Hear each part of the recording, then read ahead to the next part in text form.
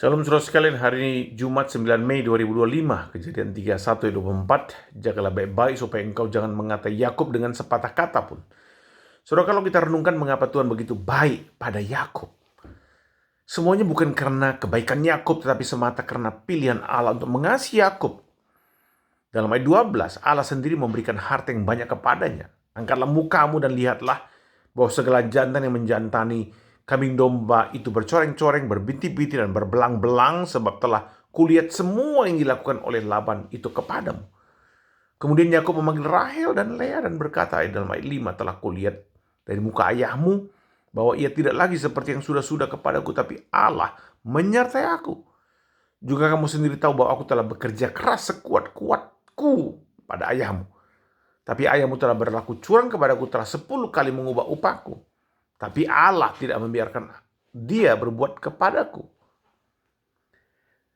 Saudara, sampai di sini saya mau mengajak kita berhenti sebentar dan coba refleksi. Apakah kita adalah orang-orang yang sering mengalami ketidakadilan dalam pekerjaan, di dalam pelayanan?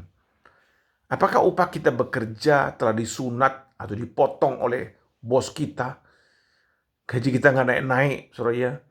Apakah teman-teman kerja kita seringkali berbuat curang kepada kita? Apakah jenjang karir kita yang seharusnya tinggi tetapi selalu dihambat oleh pimpinan kita? Saudara, ingatlah bahwa saudara tidak sendiri mengalami itu. Ada tokoh dalam Alkitab yang sudah mengalami terlebih dahulu. Walaupun dia dicurangi seperti itu, tapi Yakub bekerja keras dan percaya kepada Tuhan. Hal itu nyata saat Yakub merespon pengejaran Laban atas dirinya, saudara ya. Saat itu Terafim mencari Laban tidak ketemu.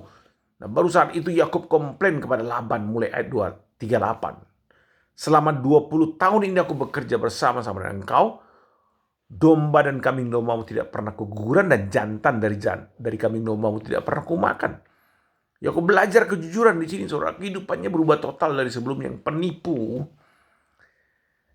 Yang diterkam oleh binatang buas tidak pernah kubawa kepadamu. Aku sendiri yang menggantinya. Yang dicuri orang, baik waktu siang, baik waktu malam, selalu engkau tuntut padaku.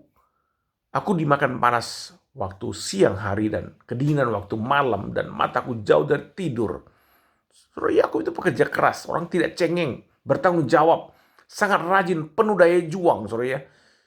Selama 20 tahun ini aku di rumahmu, kata Yakub kepada Laban, dan engkau telah 10 kali mengubah upahku. Saudara, di sini mungkin Yakub belajar akan hukum tabur tuai, saudara ya.